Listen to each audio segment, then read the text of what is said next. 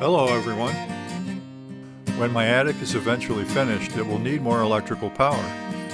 And the garage needs additional receptacles right now, including one on the exterior.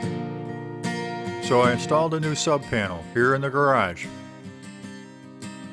This starts with removing some drywall. So I'm planning to install the electrical panel right here in the center of the wall. The sub-panel, I measured it, it's 14¼ inches wide. It's nominally 14 inches, 14¼ wide, so it'll fit between wall studs. So I marked out where the studs are on this wall, and I found them by putting an 8D common nail into the wall. I hammered it so the nail fits there. It just goes right in, clear. But here, it hits the edge of the stud. So I know the stud is right here. And if I measure 1.5 inches from here to here, that's the 1.5 inches width of my stud right here. I marked the wall to show where both of these studs are located.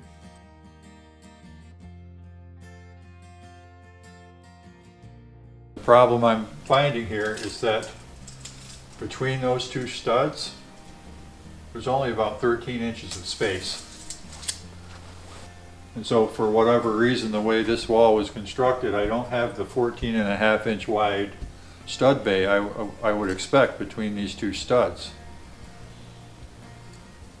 So what am I going to do? I could mount it on the surface. I don't want to do that. That's just ugly and amateur hour looking on a finished wall. So what I'm going to end up doing is removing this section of drywall from here to here and having to pull that stud out and move it over that way so that I have my 14½ inch. But the wall was hiding some surprises I failed to consider. Space between the studs. And then I can install my sub panel, which is, I measured it physically, it's 14¼ inches wide, so it'll fit that. So I have to go ahead and remove floor to ceiling this width of the drywall.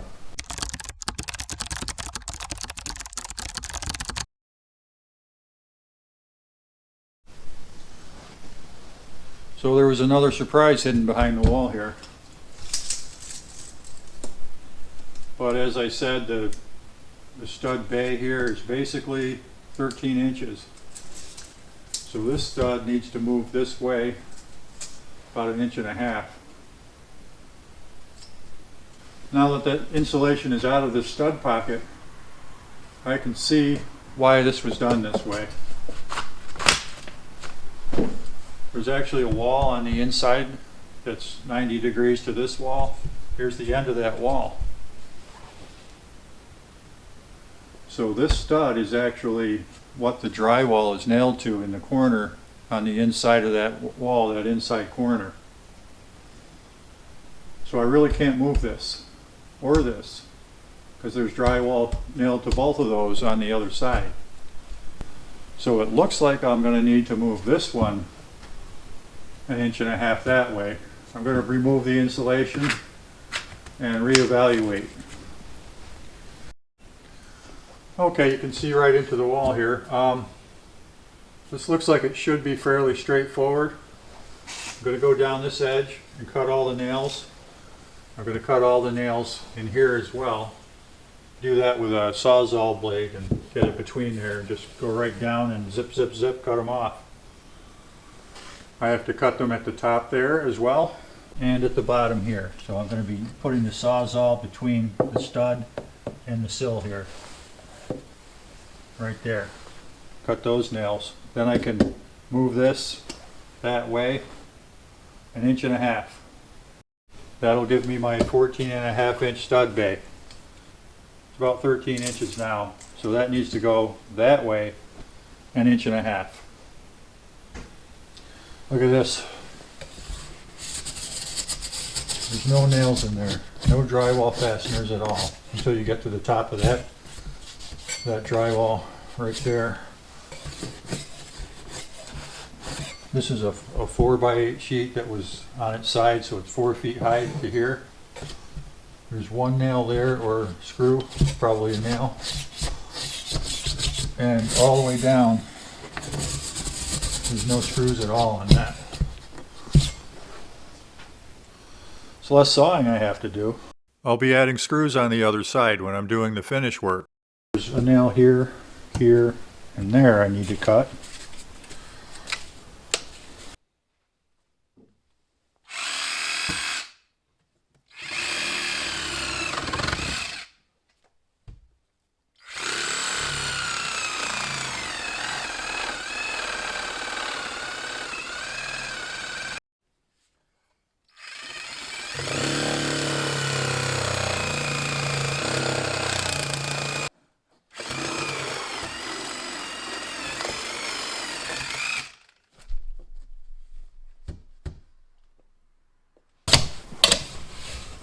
There's actually no nails up here either.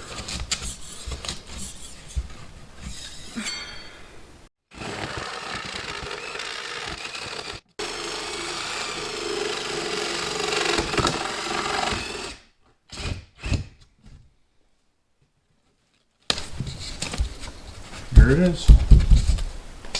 Okay, so I spaced that 2x6 back 1.5 inches from where it was.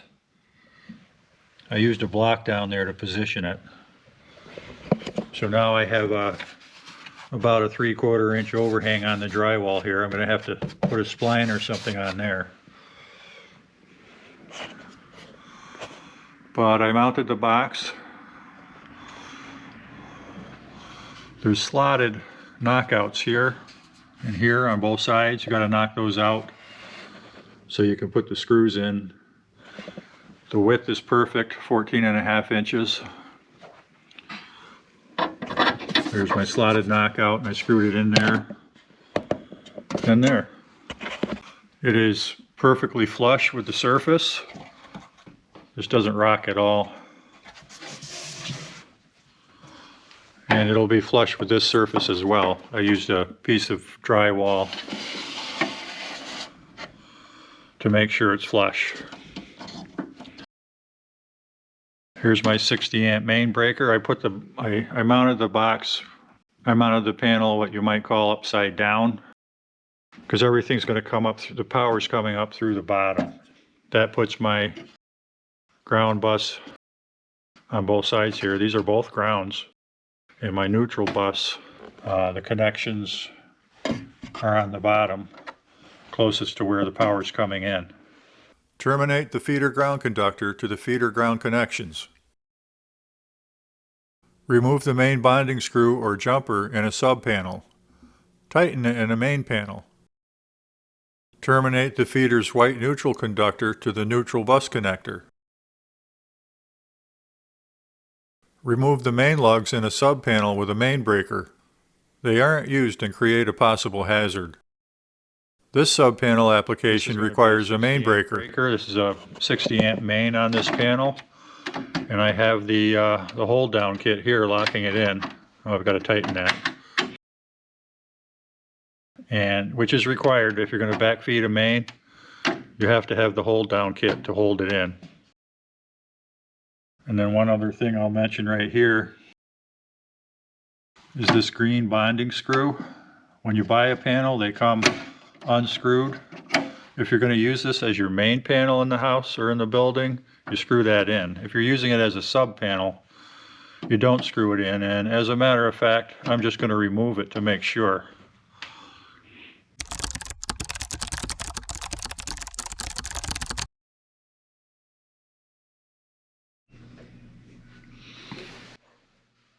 There are faster tools than a hole saw, but they're not cost justified for me.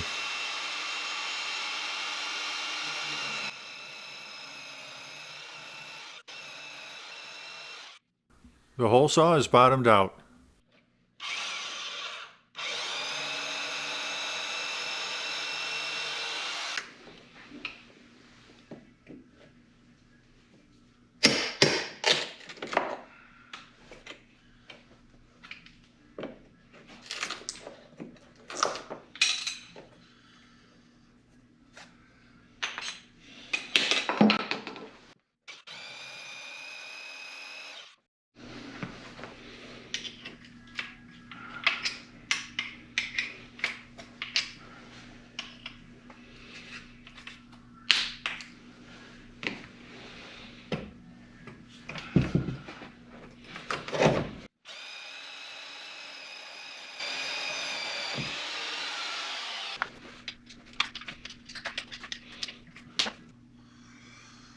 So since the conduit connector is centered in the sub panel, which is centered in this bay, all I had to do is measure over 7 1/4 inches, mark a line, and then I know I'm right in the center between here.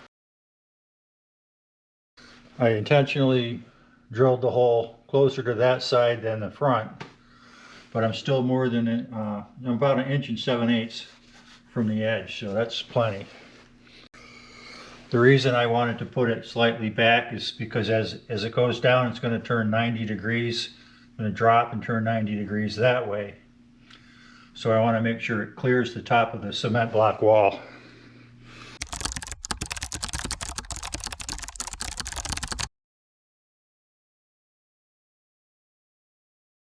Okay, this is a Klein PVC pipe cutter.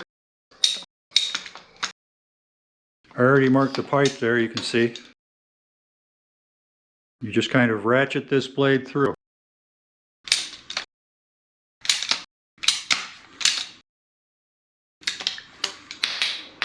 Just that easy. This will cut 1/2 inch to 1 1/4 inch PVC conduit. So you want to deburr the ID on these cuts, whether you make a cut or the original factory cut, because it's a little bit sharp, the edge there, and you don't want that to nick your insulation as it's pulling through. So you can deburr it. There are reamers you can get to easily, quickly deburr it. I never bothered getting one of those. I never found one at a yard sale. I would have gotten it if it was cheap. But I don't do enough of this work to really need it. So I just use a regular utility knife and just go around the inside like that.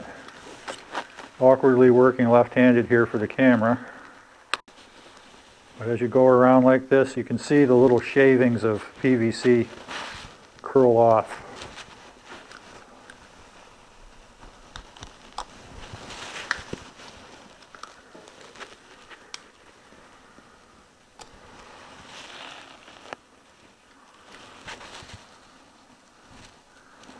You can also just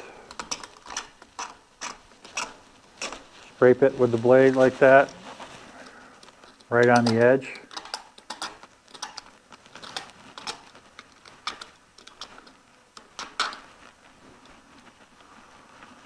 And that cleans it up nicely. It's not sharp. Nothing's going to catch on it. And it won't nick up your wires as they're pulled through.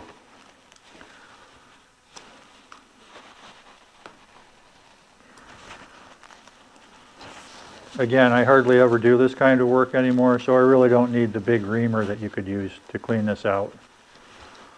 There's a reamer that does the ID and the OD. I don't need those. This is fine right here. So this is a hot box. There's a heating coil in it from here all the way to the end.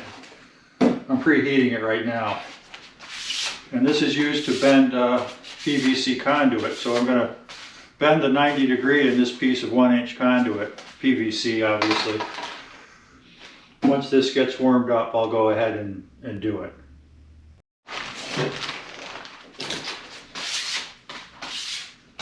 Get all this dirt off of it. I'm just going to leave this sticking out here a couple inches and out this end about 6 inches. I cut it a little long intentionally. So you just put it in the box. The box is all heated up. Rotate this around and around.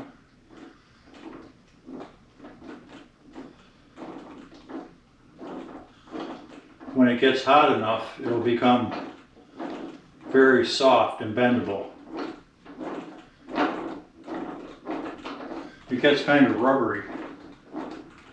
You can buy pre-bent PVC elbows, but if you do a lot of PVC work, that can get costly. With a hot box, you can also make custom bends that aren't available at the home centers. And there it is. See that?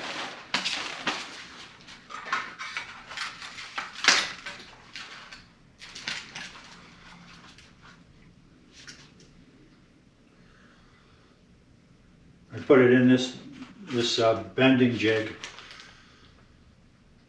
to get the approximate shape. And this does kind of collapse in here, so I'm just trying to hold it so it doesn't collapse. As soon as it cools up enough, it'll become rigid again, and collapsing the pipe here won't be a problem. As soon as it takes a set, I'll turn this off, let it cool off. Feels like a furnace over here.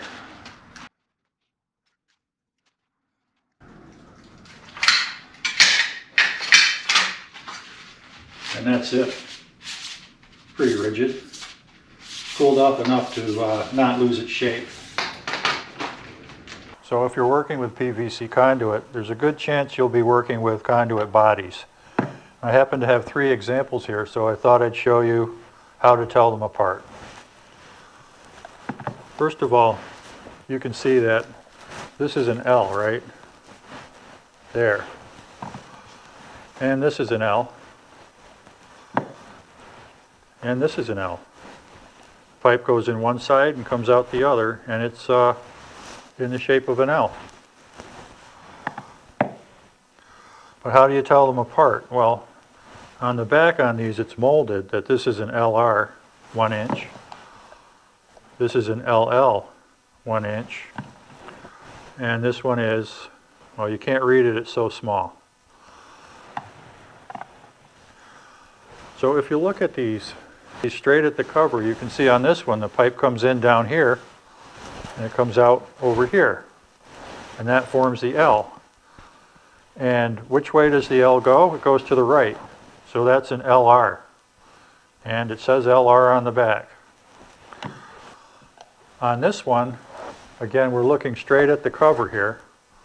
The pipe enters the top of the L and exits the bottom of the L going left. See, it's a left L. So that's a LL, which is a left L. And it does say 1 inch LL on it. And finally, the last example I have is this one, where the pipe comes down through here and out through here, but you're not looking at the cover. So here, when you're looking at the cover, the pipe comes out the back. So it comes down here and it exits out the back on the bottom of the L. So this is an LB, B for back.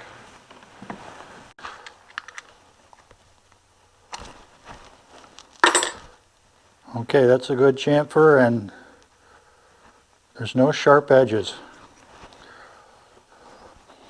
So to cement these pipes together, you want to start with clean pipe ends. Make sure there's no dirt or debris in there.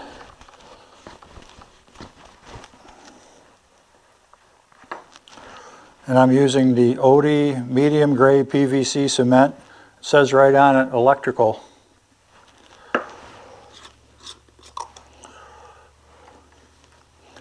Following the instructions, they tell you to put a heavy coat on the pipe.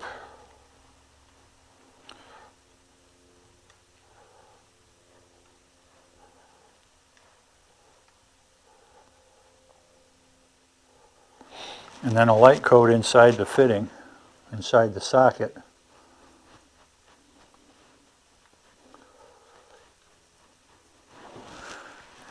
And then the instructions actually say, put another coat on the pipe.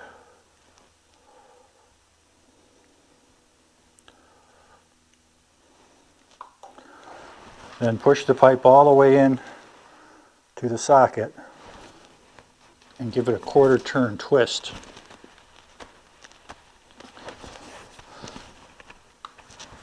And hold it in place for 30 seconds. I'm just going to wipe off the excess.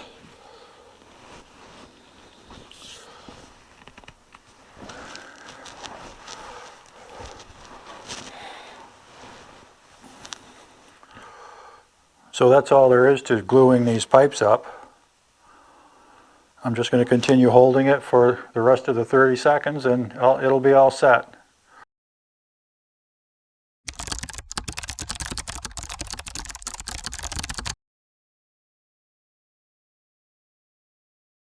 Okay, here's the first pipe I installed, the first one I needed to bend. This has an 1.5 inch offset in it. The hole on the bottom is an 1.5 inch farther in this way, farther in that way than the hole in the bottom of the box. So I had to offset it to the back 1.5 inches. Directly below here, there's a 90-degree bend that goes straight that way. And I'll show you that.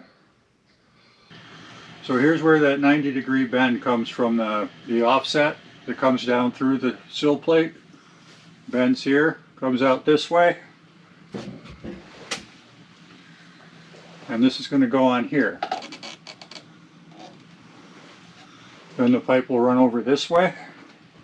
And this pipe will run this way from that L. So that L I just showed you will be there. The pipe will come out this way. It's got that 90-degree sweep in it. Runs all the way over here. Over to here. And then it ends up in an LB right there.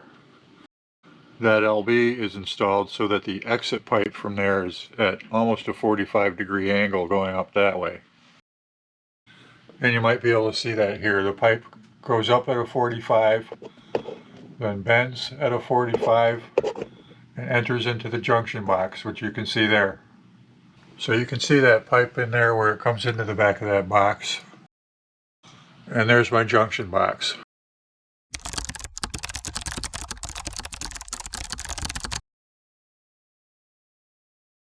After the conduit run was completed, I pulled the feeder conductors in. These are number 4 copper THHN, THWN2. When they're terminated with 75 degrees C devices, they have an ampacity of 85 amps. I installed an 80 amp main breaker in this subpanel. Rather than do a very long, very expensive home run, I tapped the subpanel feeder into the pole barn feeder, which happens to pass through the vicinity of the new garage subpanel feeder location. The NEC provides for feeder taps like this. I'm not getting into too much detail here, but I'm making a separate video detailing the 25-foot tap rule. The feeder taps are covered in 240-21 of the National Electrical Code 2023 edition. Here's some critical information. For taps not over 25 feet long, the tap conductors must comply with the following. The ampacity of the tap conductors can't be less than 1/3 the rating of the circuit breaker protecting the feeder conductors. In the case of my subpanel, the 85 amp conductors are certainly more than 1/3 the rating of the 100 amp pole barn feeder, so that's in compliance. The tap conductors must terminate in a single circuit breaker that limits the load to the ampacity of the tap conductors. The 80 amp circuit breaker in my new subpanel limits the load to less than the ampacity of the 85 amp tap conductors, so that's in compliance. That device is permitted to supply any number of additional circuit breakers on its load side. That's what it's doing in the subpanel, so that complies. The tap conductors must be protected from physical damage by being enclosed in conduit, so I'm in compliance with that as well. The feeder tap equipment grounding conductors can't be smaller than shown in Table 250-122, based on the circuit breaker ahead of the feeder on the supply side of the tap. My barn feeder circuit breaker is 100 amps. So according to Table 250-122, I should be able to use a number 8 copper equipment grounding conductor. Or, to continue reading, it shall not be required to be larger than the tap conductors. For some reason at the time, I don't remember why, I decided to simply match the size of the tap conductors, maybe just for simplicity. I used number 4 copper just like the power conductors, so that subpanel got a very overrated grounding conductor. There's nothing wrong with that, it's a better ground.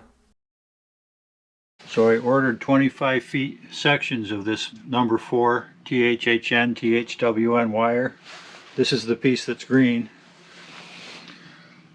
And I'm using the 25-foot tap rule, so I ordered them to each be 25 feet.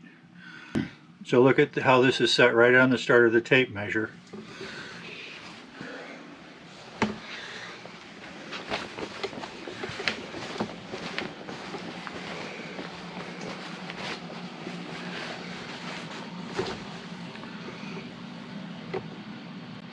So that's almost 25 feet exactly. I wanted to cut one exactly 25 feet. I was going to use green as my measure, so when I pull it through, I'll be able to see how much extra wire I have. The green wire gives me 6 feet and 16 inches to spare from where it enters the box.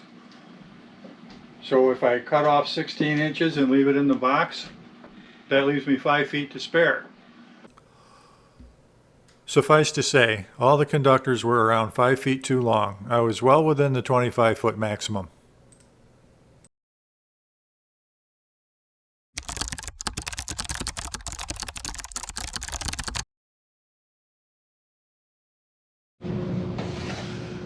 Let's go ahead and put a score mark in here.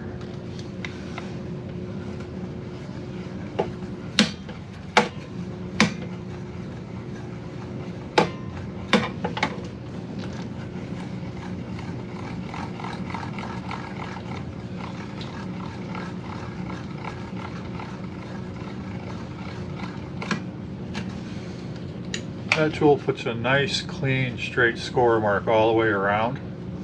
It doesn't score it deeply enough for what I need,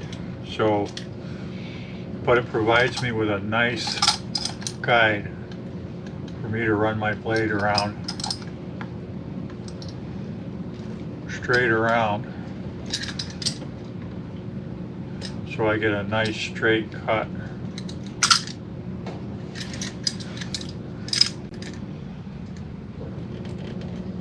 And then once I have the score all the way around it,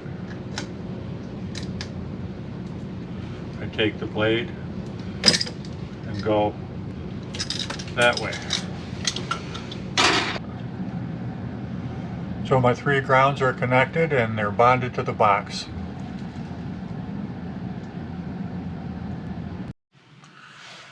So I'm using these Morris insulated multi-conductor cable connectors.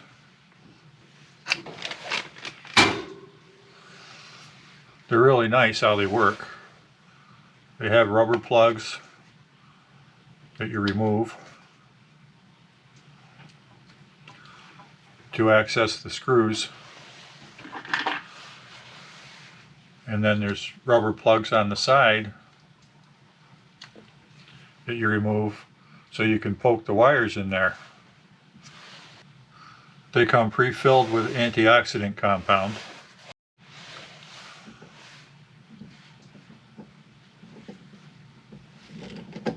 So they go right in like that. That actually bottomed out on the insulation. Nice, the insulation doesn't push through.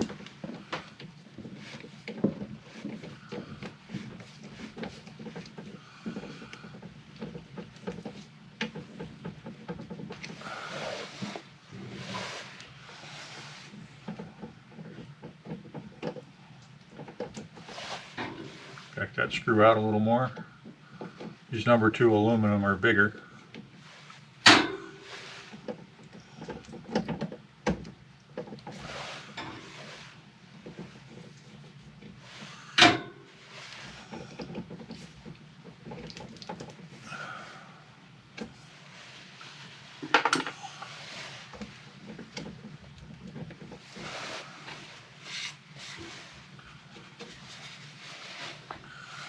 Got antioxidant goop going everywhere.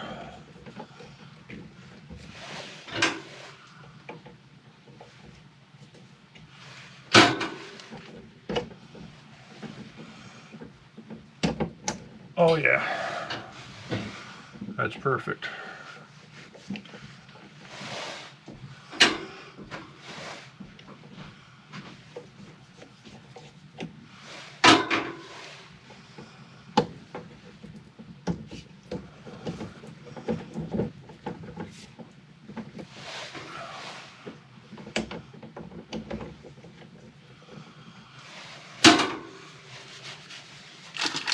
This one is sized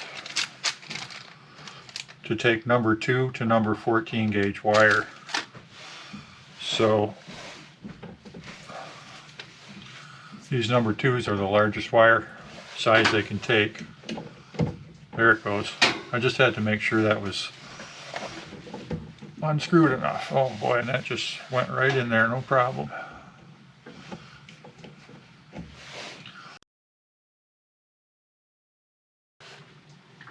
Before I push these real tight, I want to make sure I have the end plugs in on all these wires. There we go.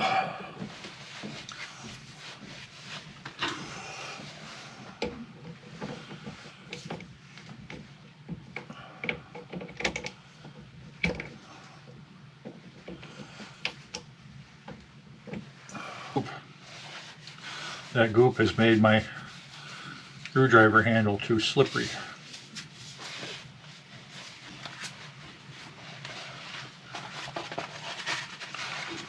All right.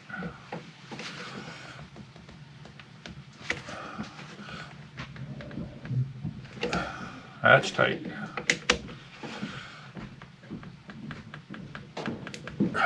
That's tight.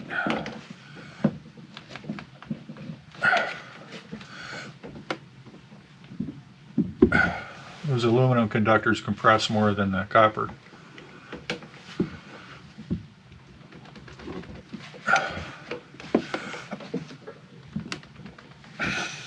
Tight as I can get it. Okay, that's as tight as I can get them.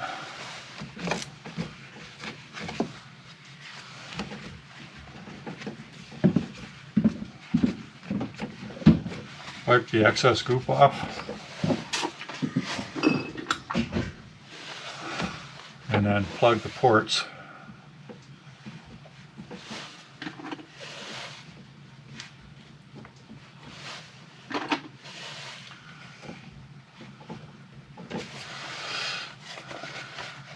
And these conductors are ready to bend up into the box. After that, I have 3 more to join, and those are my black. These are the red. I can tell these are red because they have a red mark on them going down their length. It's just like a red dotted line.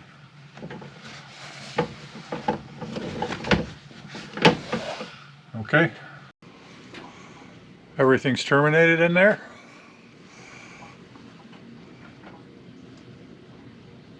Everything looks good. And the panel's hot. Okay, let's see what we have here.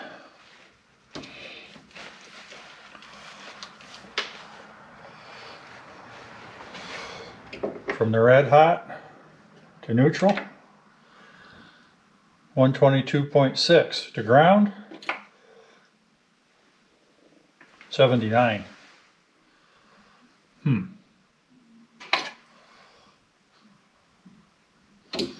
From the black hot to neutral, 121.5.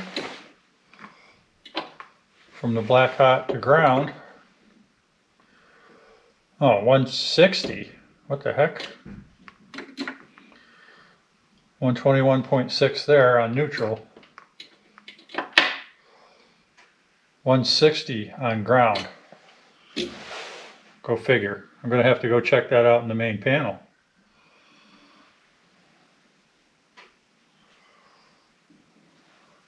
How about neutral to ground? It's 41 volts.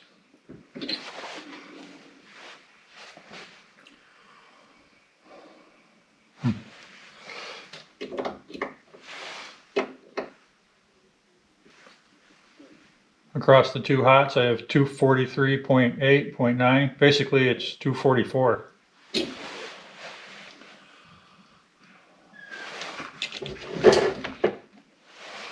But why do I have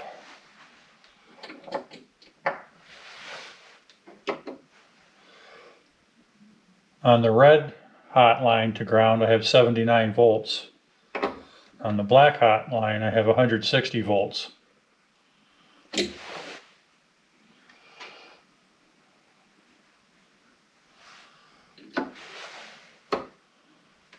Then neutral, hot to neutral, and hot to neutral, I have 121.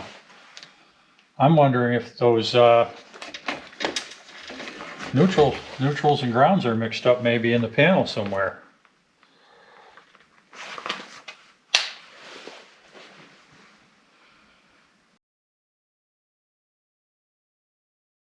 So I found a very strange problem, which was actually in the main panel, the barn feeder. It's a 120-240, 3 conductors and a ground SER cable. That ground was not connected in the main panel. There was no ground going for the barn. So now let's see what we have here. Black hot to neutral, 119.2. And let's see, black hot to ground, 119.2. Red hot to ground, 121.5. Red hot to neutral, 121.4. Yeah, now the ground's 121.4. That was a very strange problem. Wasn't expecting that. Now I'll just check off the bus bars. So this bus to neutral, 119.6. The other bus to neutral,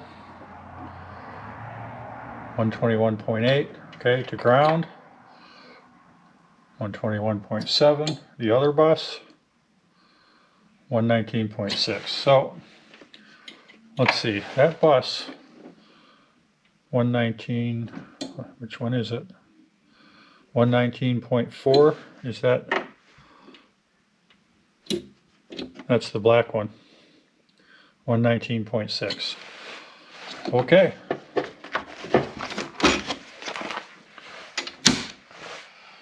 Everything checks out here now.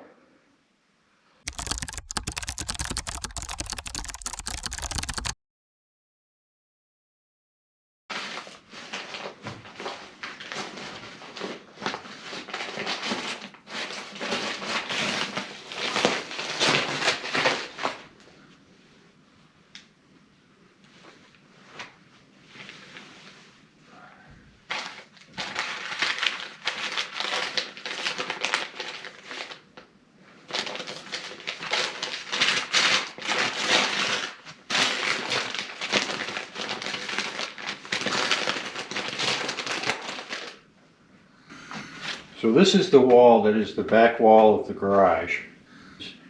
And the sub panel is installed in this wall right here. Here's that other wall. This is the top of the wall that goes into the building that I pointed out. There's a stud on each side of it going down to the sill. So the main thing I was interested in is being able to drill up through here and pull my new cables in here. So it looks like it's completely safe to do that. I might pull some more of this out just to make it more clear what's going on here.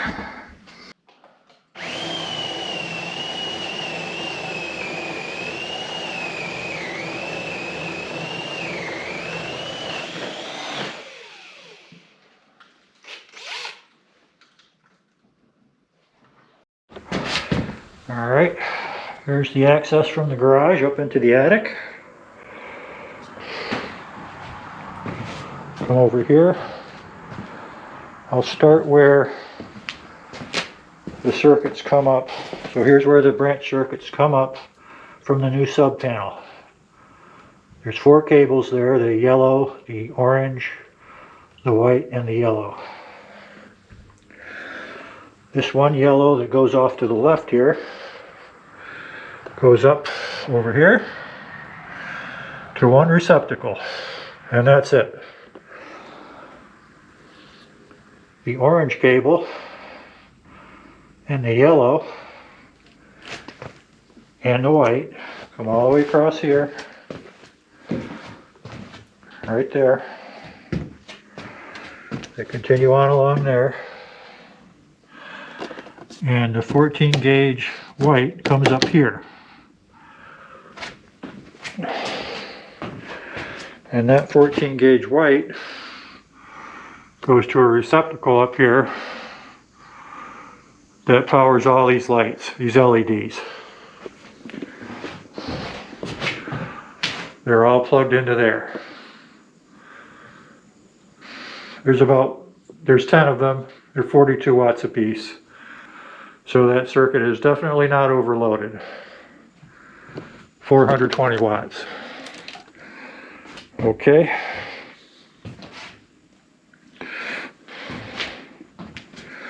And by the way, that's a GFCI receptacle. Not that it's really called for, but it is. So now the orange and the yellow go over there. Cut across this way, as we can see. And the orange 10 gauge drops down into the wall down there, over there. The yellow continues on over here, drops down into the wall, comes back up over here, drops down into the wall, comes back up, comes across this way, and drops down into the wall here.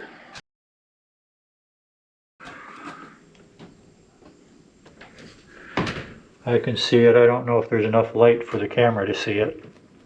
Okay. Each of those drops from the yellow cable are going to a new wall receptacle down in the garage. And the orange is going out to the air conditioning disconnect on the outside on the back of the garage.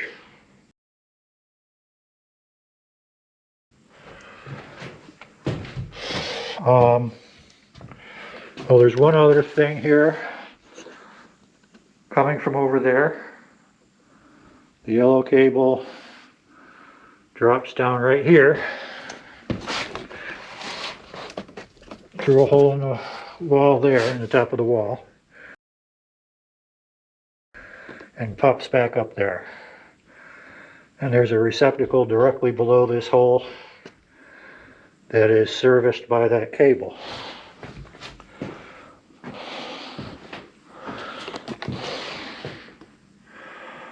A 100% of the receptacles I installed up here.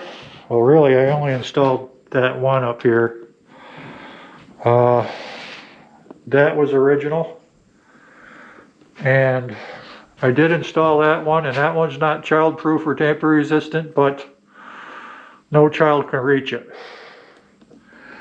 And really no adult is going to ever come up here anyway until I get the stairs put in. So that's what the branch circuits look like.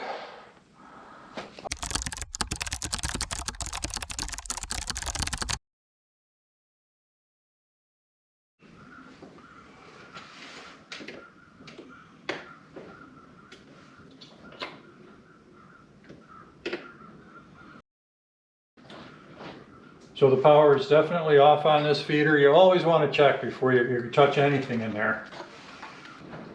Even if you think it's off, it's always a good idea to check it, especially if you're working with someone else. There's more than one person on the site working with this power. Check it, make sure it's off. Okay, I'm getting ready to torque all these terminations on the circuit breakers, the lugs, and the ground bar, and the neutral bar. So now for torquing these terminals down, the power's all off here. I'm just looking at these breakers to find out what the torque rating is on these breaker terminals. That one says 25 pound-inches.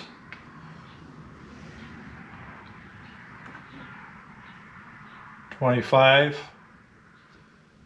$25, $25, and the bigger one here is 45. That's an 80 amp breaker. So the neutral and ground bars, if it's 10 to 14 copper, 20 pound-inches. If it's an 8 gauge, 25. If it's 6 to 4 gauge, 35 pound-inches. Ground conductors only, 20 pound-inches. Neutral lugs, 110 pound-inches.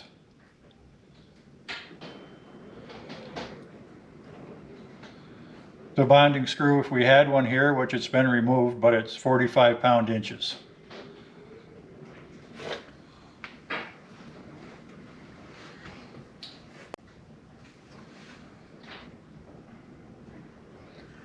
So the neutral lug and the ground lug, which is the same size,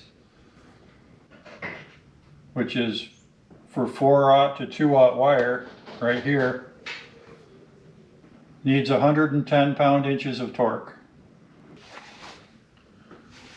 So all the load breakers get 25 inch-pounds of torque. The main breaker gets 45, and these lugs get 110 inch-pounds of torque. The smaller, the neutral screws and the ground screws get 20 pounds for a conductor that's 14 to 10 gauge. So these are all 12, so these all get 20. I'm using a snap-on torque meter, inch-pounds. And I'm using the square drive.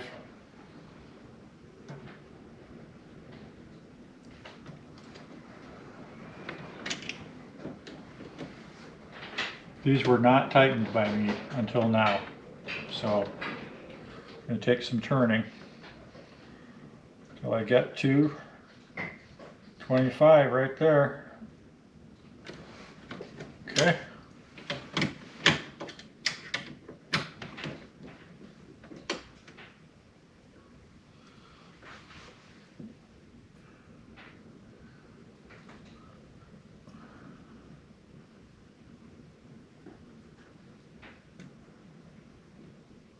And 25 right there. So this dial is adjustable, the face. So what I do is I set it to 25 inch-pounds. So that way I don't really have to read it as it's going. I just have to hit 0.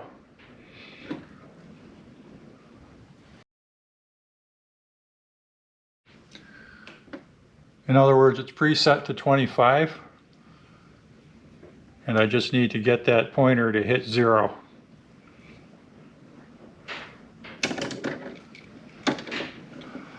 And it fell out there.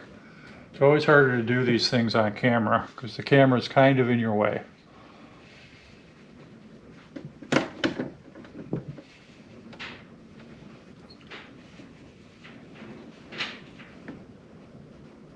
There we go. Next.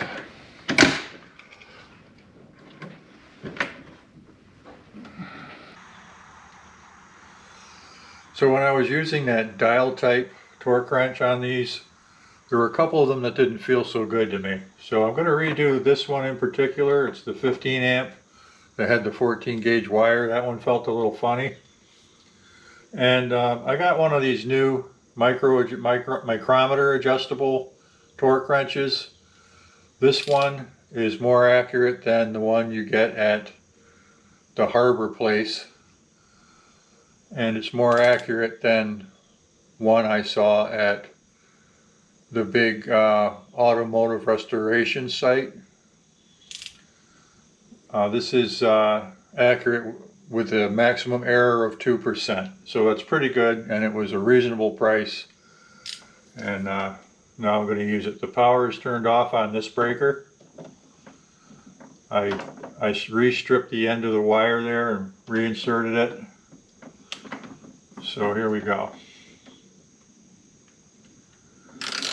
This is the spec is 25 inch-pounds.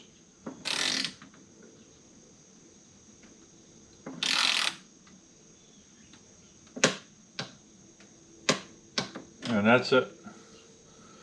Even that didn't feel so right to me. This is a really nice little torque wrench, and if it's that accurate, I'm going to get a lot of use out of it. I have a lot of electrical projects coming up. And it comes with an inspection certificate that says instrument precision 0.5%. That's 0.5%, but it says maximum error is 2%. The range is 20 to 240 inch-pounds.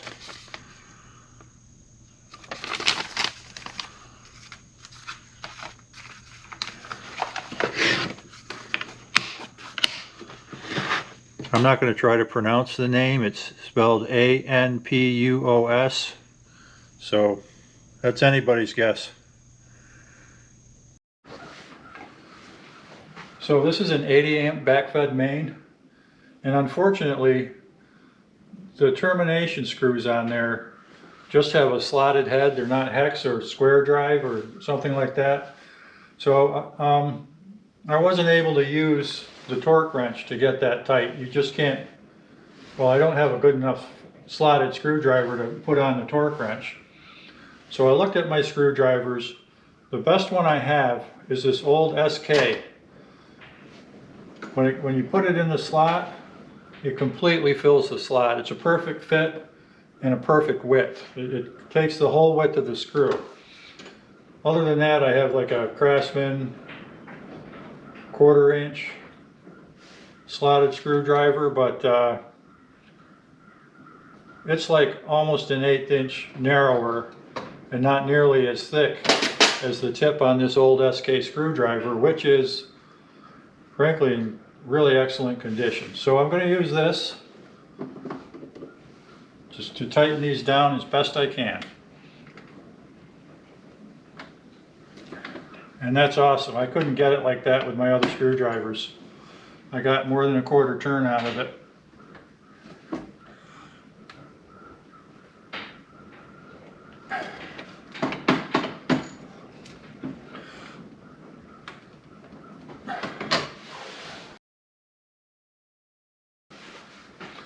Those things are tight, and I could not have gotten them that tight without the perfect fitting screwdriver. It fits just perfect in that termination slotted screw. There's no side-to-side wiggle. There's no end-to-end movement in the slot. It doesn't move that way in the slot. Perfect fit. So I can't recommend this SK screwdriver highly enough. It's also got a hex on it, so you can put a wrench on it if you're doing something really tough.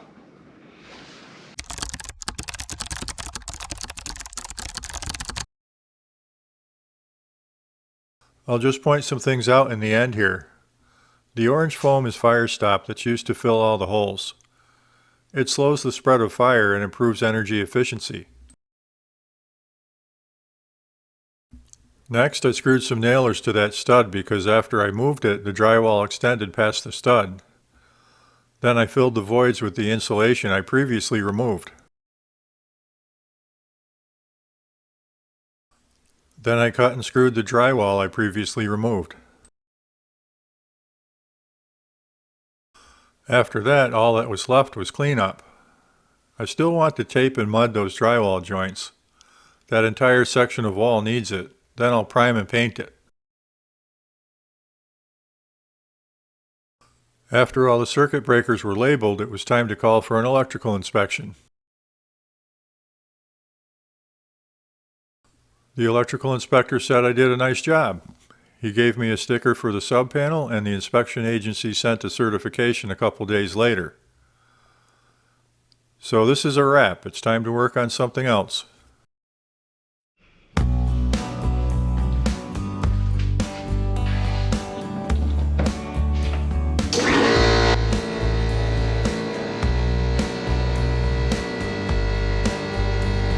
Thank you for watching. Please take a moment to like and subscribe.